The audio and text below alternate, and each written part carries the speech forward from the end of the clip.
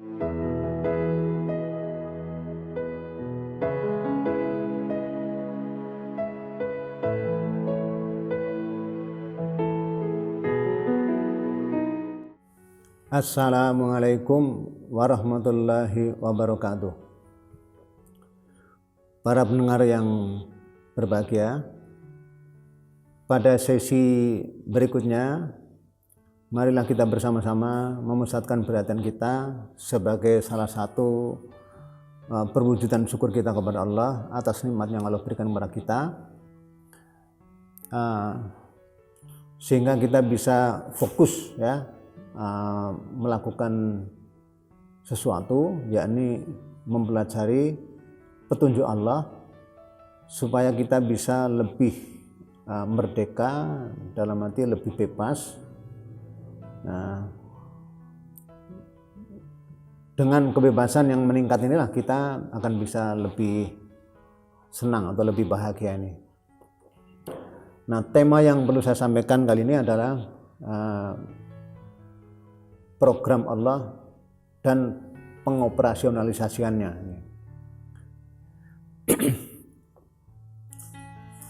Pada pertemuan sebelumnya sudah saya sampaikan bahwa Allah pencipta semua makhluk, sekaligus Allah pula yang memeliharanya. Nah, bagaimana Allah memelihara? Allah membuat atau menciptakan suatu sistem yang kita istilahkan dengan program. Nah, bagaimana program Allah ini diperkenalkan kepada kita, kepada manusia ini? Allah menyebutkan dalam surat Al-Hadid, surat ke-57 ayat 22 ini. A'udzubillahi minasyaitonirrajim. Bismillahirrahmanirrahim. Ma asaba mim musibatin fil ardi wala fi anfusikum illa fi kitabim min qabli an nabra'aha inna dzalika 'alallahi yasir. Shadaqallahul azim. Tidaklah suatu musibah yang terjadi di muka bumi maupun terjadi pada diri kalian kecuali sudah ada dalam kitab sebelum kami menciptakan semuanya itu. Sungguh yang demikian itu mudah bagi Allah. Nah, ayat ini menginformasikan kepada kita istilah musibah. Ya, musibah itu sebenarnya bentuk isim fa'il daripada kata-kata asaba. Ya. Asaba yusibu.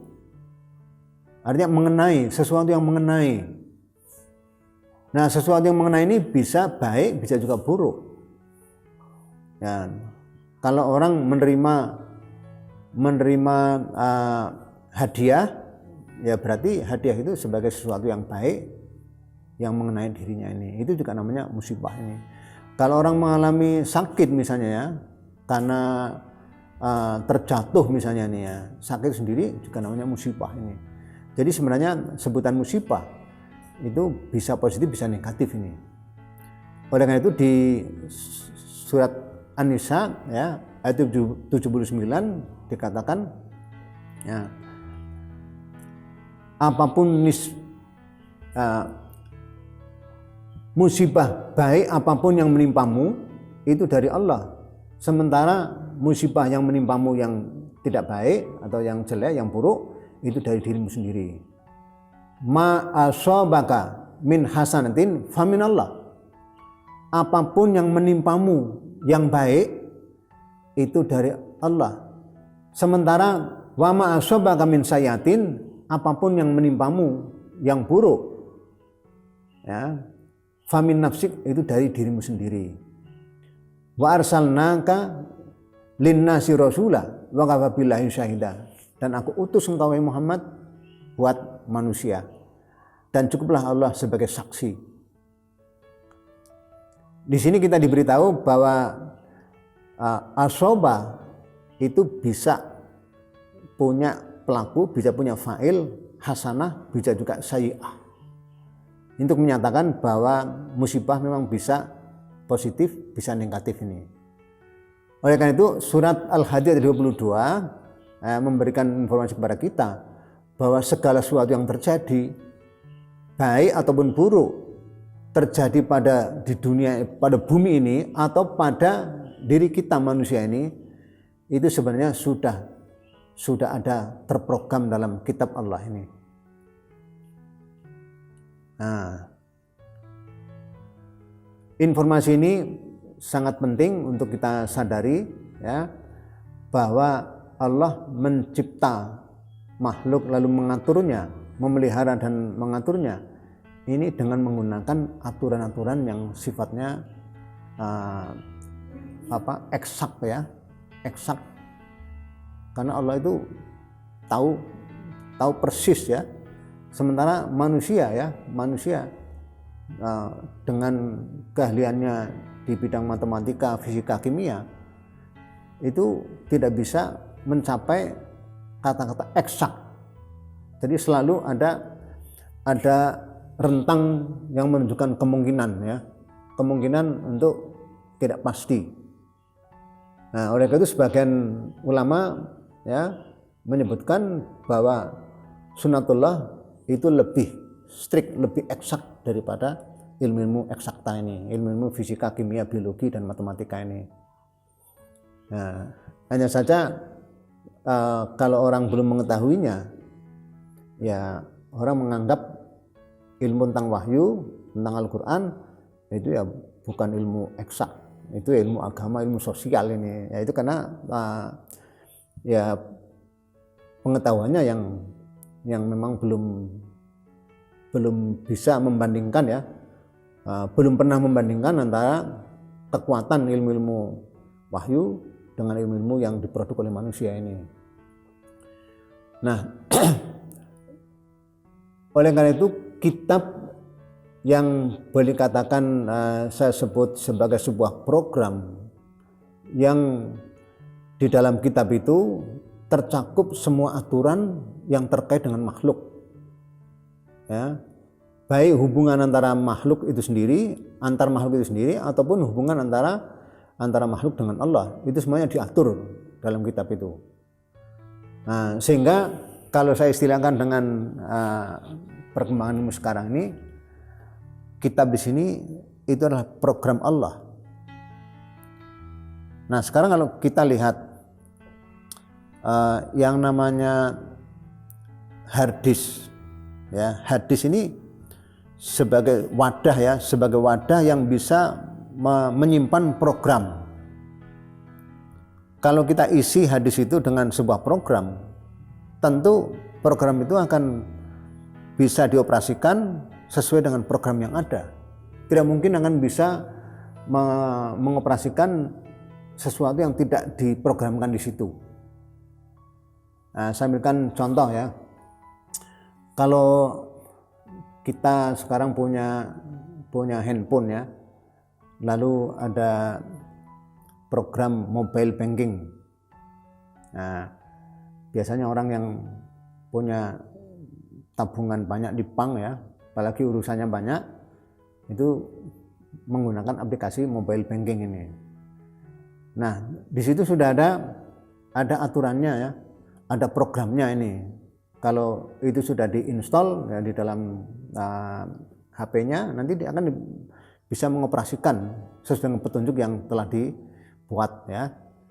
Nah, tapi suatu saat, ya, orang mau transfer uang, ternyata dia salah memasukkan PIN, ya, sampai 3 kali, ya, otomatis itu akan terblokir dengan sendirinya ini. Nah, yang memblokir itu bukan pembuat program, bukan, ya. Yang buat program tentu manusia, ya, tapi yang memblokir itu adalah sistem itu sendiri. Kalau salah memasukkan PIN 3 kali, otomatis terblokir ini. Nah, yang melakukan kesalahan siapa? Ya, orang itu sendiri. Oleh karena itu kalau dia ingin memperbaiki kesalahan itu, ya dia mengakui kesalahannya, lalu dia datang kepada petugas di bank, ya, yang memang diberi tugas untuk mengatur jalannya program tersebut. Ya, datang ke pegawainya, katakan kepadanya bahwa saya telah melakukan kesalahan, yaitu memasukkan PIN 3 kali keliru karena belum hafal, ya, lalu terblokir, mohon untuk dibetulkan. Ya mungkin dalam waktu 2-3 menit sampai 5 menit sudah selesai. Nah, tapi kalau orang itu salah dalam bersikap, ya, dia sudah memasukkan PIN 3 kali keliru, kemudian terblokir, dia marah-marah, ya. Ini program apa-apaan ini, ya. Lalu dia datang ke pegawai yang diberi tugas untuk mengurusi mobile banking ini, kemudian dimarahi, ya. Pegawainya dimarahi nih. Ya kalau dimarahi tentu dia tidak bisa melayaninya dengan segera ini. Selesaikan dulu kemarahannya ini. Nah, kalau sudah, kemudian dia menyampaikan misalnya kepada pegawainya ini saya mau transfer uang, kok lalu tidak bisa ini, ya, mengapa tidak bisa ini? Wah, ini programnya tidak profesional misalnya ini. Ya tentu pegawai banknya dia akan ya berdiam, ya, menunggu ungkapannya sampai selesai nih. Maksudnya itu apa ini? Ya kalau maksudnya mau memperbaiki, ya dia mengakui kesalahannya apa tidak ini. Kalau nggak mengakui kesalahannya, ya program memang tidak salah kok. Program tidak salah ini. Tapi kalau orang itu mengakui kesalahannya, ya kemudian dia berusaha untuk memperbaiki, kemudian betul diperbaiki, ya dalam waktu tidak terlalu lama dia sudah bisa mengoperasikannya dengan benar ini. Ini satu pelajaran bahwa yang namanya program Allah ini akan berjalan seperti yang dikehendaki oleh Allah. Nah, persoalannya bagaimana kita mengoperasikan program Allah ini. Allah membuat satu aturan, yaitu bahwa program Allah ini bisa disikapi, ya, dengan kerangka hukum kausalitas. Nah, hukum kausalitas ini disebutkan dalam berbagai macam ayat, yang salah satunya pada surat An-Nisa ayat 79 tadi, bahwa kebaikan apapun yang kau terima itu dari Allah, dan keburukan apapun yang terjadi pada dirimu adalah karena kesalahan dirimu sendiri. Nah, ini artinya apa? Bahwa kebaikan dan keburukan itu muncul karena hukum kausalitas. Nah, orang yang berbuat baik, ya buahnya baik. Orang berbuat salah, ya dia akan menderita. Sehingga dengan menyadari semua hukum kausalitas, ya, semua hukum Tuhan itu adalah hukum kausalitas, maka kita bisa memahaminya, lalu bisa memegang teguh. Dengan berpegang teguh kepada sunnatullah, kepada hukum kausalitas, itulah kita taat kepada Allah ini. Jadi mentaati Allah itu bukan hanya dengan kata-kata, ya, bukan hanya dengan perbuatan yang dibayangkan orang, ya, tapi juga harus melalui hukum yang sudah Allah tetapkan, yaitu sunnatullah ini. Sunnatullah lah yang bisa menunjuki kita bagaimana seharusnya kita bersikap atau taat kepada Allah ini. Jadi walaupun seorang rasul misalnya, ya, kalau dia tidak makan, ya dia akan kekurangan, akan sakit ini. Sehingga ada misalnya Nabi Ayub yang mengalami sakit, ya, kemudian dalam waktu yang sangat lama dia sakitnya, ya, sampai kurus, ya, hampir tinggal tulang dan kulitnya, ya. Itu karena apa? Ya penyakitnya bekerja lebih keras daripada stok energi yang ada ini. Oleh karena itu, supaya kita bisa menyikapi, ya, makhluk yang ada di sekitar kita ini, kita perlu mempelajari sunnatullah supaya kerja kita betul-betul sesuai dengan apa yang Allah programkan. Saya kira itu pada sesi yang keempat ya, yang keempat ini. Nanti akan kita lanjutkan pada sesi berikutnya ini. Kurang lebihnya mohon maaf. Akhirul kalam. Wassalamualaikum warahmatullahi wabarakatuh.